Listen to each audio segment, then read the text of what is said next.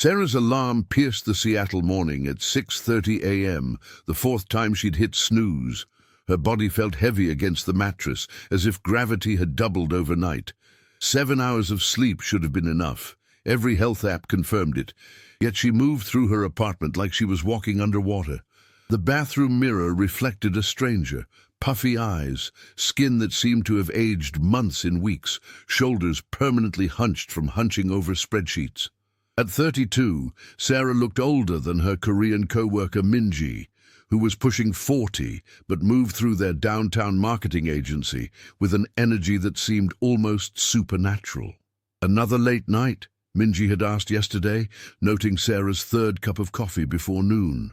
"Just tired," Sarah had replied, not mentioning the granola bar breakfast, the lunch skipped for a client call, or the leftover pizza consumed while answering emails at midnight. Now, rushing to catch the 8:15 bus, Sarah grabbed another granola bar and her largest coffee tumbler.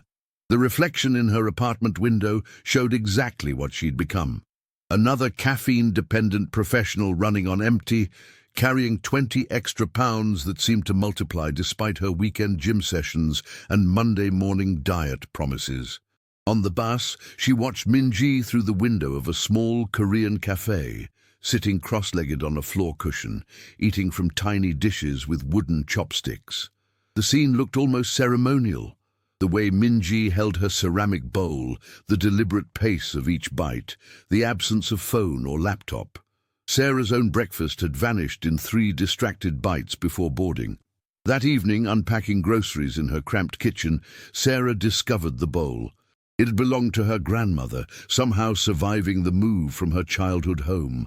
Small, simple, white ceramic with a thin blue rim. Holding it felt strange after months of eating from oversized plates or directly from takeout containers. "This is tiny," she murmured, comparing it to her usual dinner plate. Grandmother must have been starving. But something about its weight in her hands felt intentional, like it had been designed for a specific purpose she'd forgotten. As Seattle's evening rain tapped against her windows, Sarah found herself wondering, what if the problem wasn't willpower? What if everything she'd been taught about eating, sleeping, and energy was missing something fundamental? The bowl sat on her counter, catching the reflection of her phone's blue glow as she scrolled through another article about metabolism hacks, its modest size a quiet question mark in the fluorescent kitchen light.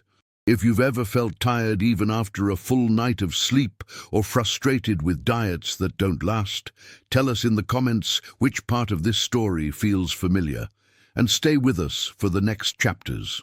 The next morning, Sarah arrived at work to find Minji at her desk by 7 a.m., looking refreshed despite having stayed for the client presentation until nearly 9 p.m. the night before.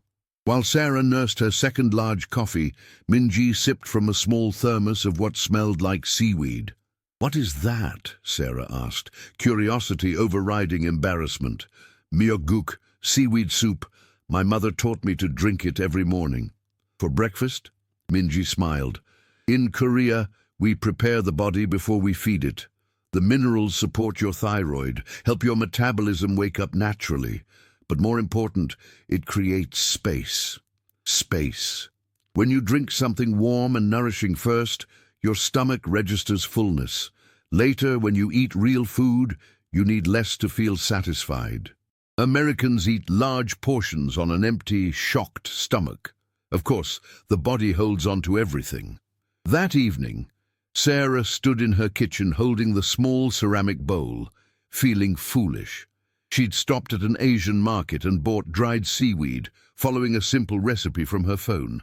The resulting soup looked unpromising, dark green strands floating in clear broth, but it smelled like the ocean. She filled the small bowl, surprised by how little liquid it held. 3 sips, and it was gone.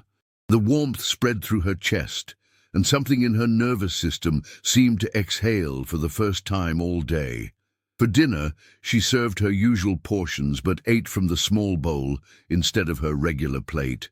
This meant multiple trips to the kitchen, but something unexpected happened. By the 3rd refill, she felt full, not stuffed, satisfied. The bowl had forced her to slow down, to pause between portions, to notice when her body whispered, "Enough." "This is ridiculous," she told herself. "It's just a smaller plate." But over the following days, the pattern held. The morning seaweed soup, which she'd learned to prepare the night before, seemed to calm something in her stomach that had been clenched for months. The small bowl created natural stopping points that felt different from willpower, less like fighting herself, more like listening. A week later, her jeans felt different. Not loose, exactly, but less like they were cutting into her waist after lunch. Minji noticed. "You seem less frantic today. I've been trying some Korean habits. The soup thing. Smaller portions." "Ah, my grandmother called the small bowl the teacher. It shows you the difference between hunger and habit, between eating and filling anxiety." Sarah thought about her midnight pizza binges, eaten straight from the box while scrolling her phone. How many of those bites had actually been hunger? Is it normal to feel like you've been fighting your own body for years? Minji's expression grew gentle. In Korea, we say the body always speaks truth, but modern life is very loud. 2 weeks into her bowl experiment, Sarah faced her first real test, the agency's monthly client dinner at an upscale Italian restaurant.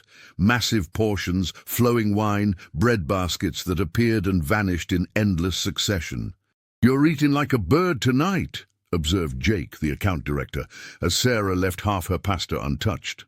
"Just pacing myself," she replied, though internally she marveled at how full she felt.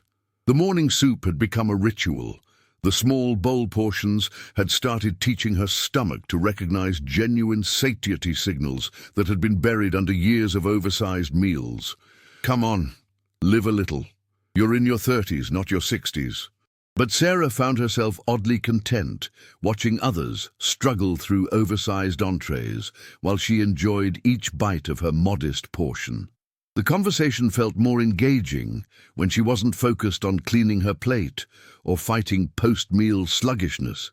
At home, she called her college roommate Emma, who lived in Portland. "Wait, you're eating Korean food now?" Emma laughed. "What happened to that keto thing you tried in January? This isn't a diet. It's more like architecture, creating conditions where healthy choices feel natural instead of forced." "Architecture?" Sarah looked at her kitchen, where the small ceramic bowl sat drying beside the sink. "Like, instead of trying to force myself to eat less through willpower, I'm eating from a bowl that makes appropriate portions feel normal. Instead of fighting hunger, I'm drinking soup first, so hunger feels manageable." Sounds complicated, but it felt simpler than anything Sarah had tried. No counting, no restriction lists. No guilt spirals when she cheated, just environmental cues that aligned with what her body actually needed rather than what her anxious mind demanded. The following Monday, Dr. Peterson reviewed her quarterly lab work with raised eyebrows. "Your blood sugar is much more stable than last time. Have you changed medications?" "No medications. I've been eating differently. Korean style. Smaller portions, soup before meals, less processed food." "Well, whatever you're doing, keep it up. Your inflammatory markers have improved significantly." Walking home from the clinic, Sarah felt something she hadn't experienced in months. Trust in her own body. Not the brittle confidence of a new diet plan, but a quiet sense that she and her metabolism were finally working together instead of against each other. That evening, preparing her seaweed soup for the next morning, she realized she'd stopped thinking about food as the enemy. The small bowl had taught her portion awareness without obsession. The soup had calmed her digestive system without restriction. Her body was responding not to force, but to respect. "Maybe grandmother knew something after all," she murmured, running her finger along the bowl's blue rim. Would you rather force yourself with willpower or redesign your environment and habits like this character is learning to do? Comment which path makes more sense to you, and share this episode with someone who needs a gentler approach to change. 3 months later, Sarah's transformation had become visible enough that colleagues started asking questions. The 20 pounds hadn't melted away dramatically. She'd lost perhaps 8, but her face looked rested, her energy steady throughout the afternoon, her clothes comfortable rather than restrictive. "You look different," Minji observed. "Calmer. I feel different, like I'm not fighting myself constantly." The real test came when Sarah's sister visited from Los Angeles, bringing her usual chaos of crash diets and exercise obsessions. "What's with all the tiny dishes?" Lisa asked, examining Sarah's dinner setup. "And what is this green soup? Are you sick?" "Korean habits. They're helping me eat more mindfully." "Mindfully?" Lisa laughed. "Just hit the gym harder. I'm doing this new HIIT program, 6 days a week, intermittent fasting, no carbs afternoon. You should try it." Sarah watched her sister demolish a large takeout container while scrolling Instagram, then complain about feeling bloated. The old Sarah would have felt guilty, wondering if she was being lazy by taking a gentler approach. But sitting cross-legged on her floor cushion, another addition inspired by Minji, eating slowly from her grandmother's bowl, she felt grounded in her own experience. "I tried the hardcore approach for years," Sarah said quietly. "It never stuck. This feels sustainable." "Sustainable is code for not trying hard enough," Lisa replied. But Sarah's lab results spoke differently. Her energy remained stable without afternoon coffee crashes. Her sleep had deepened since she'd started eating dinner from the small bowl. Smaller portions meant less digestive stress at night. Most surprisingly, her anxiety around food had diminished. Meals had become meditative rather than mindless. The bowl itself had become a bridge between her frantic American habits and something older, more intuitive. Each meal, eaten from its modest circumference, was a small lesson in enoughness, teaching her the difference between satisfaction and stuffed, between nourishment and numbing. When Lisa left, she hugged Sarah goodbye with a puzzled expression. "You seem settled, not as intense as usual." After her sister's departure, Sarah sat in her kitchen holding the ceramic bowl, remembering her grandmother's gentle presence during childhood visits. Had she been modeling this all along? The slower pace, the smaller portions, the attention to texture and taste rather than volume. Maybe the secret was never about learning something new, Sarah whispered to the empty kitchen. Maybe it was about remembering something I already knew. 6 months after finding the bowl, Sarah faced her annual physical with Dr. Peterson. The numbers told a story she'd never dared hope for. Weight stabilized naturally in a healthy range, blood pressure normal, inflammatory markers in the optimal zone. "I have to ask what you're actually doing," Dr. Peterson said, reviewing the chart. "These improvements are significant but gradual, very different from typical diet results."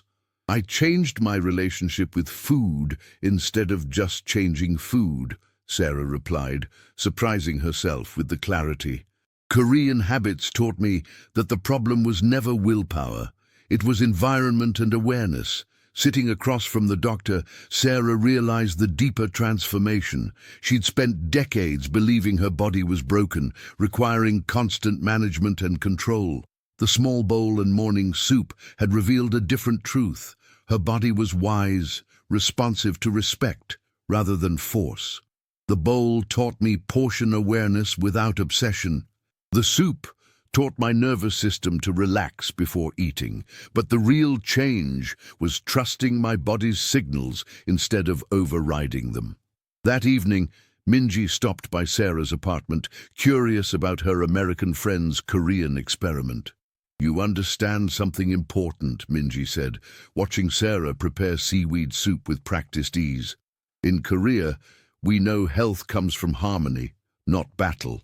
Your body wants to feel good. You just had to stop fighting long enough to listen."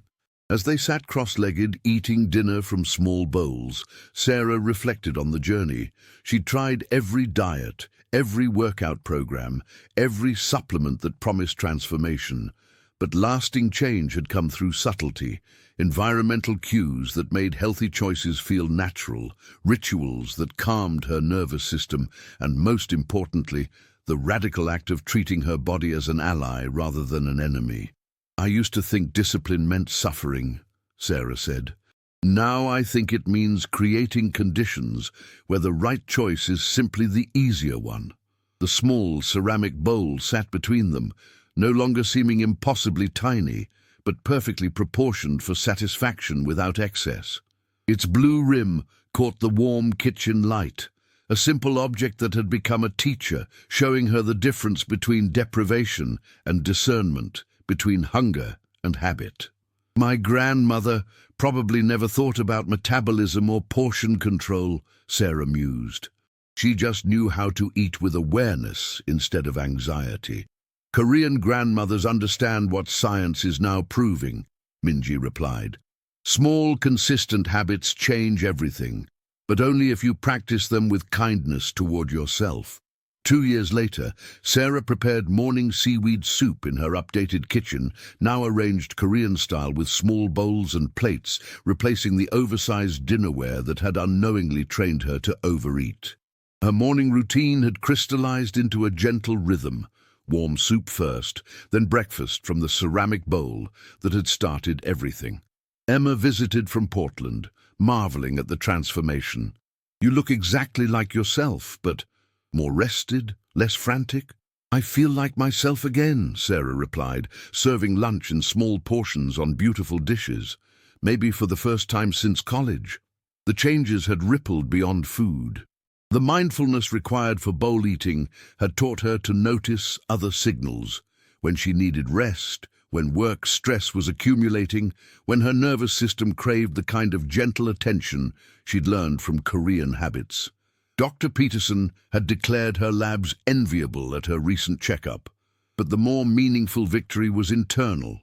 Food no longer dominated her thoughts. Meals had become peaceful transitions in her day, rather than sources of anxiety or guilt.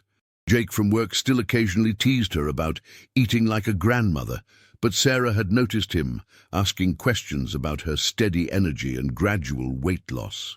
The old urge to defend or explain had faded. Her results spoke quietly for themselves.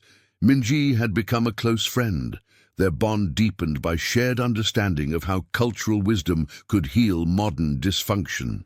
Together, they'd started a small cooking group, teaching other colleagues about mindful eating and the surprising power of environmental design.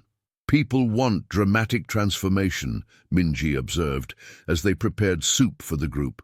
"But real change happens slowly, through repetition of small truths." That evening, Sarah held her grandmother's bowl, as she did each night, before placing it in the dishwasher.